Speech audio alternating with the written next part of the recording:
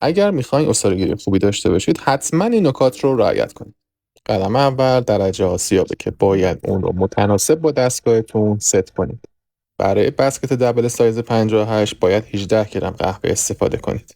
با استفاده از فانل از ریختن قهوه به بیرون از بسکت در هنگام نیدل کردن جلوگیری میکنیم و از نیدل استفاده میکنیم تا گوله های برام چسبیده قهوه رو از هم جدا کنیم.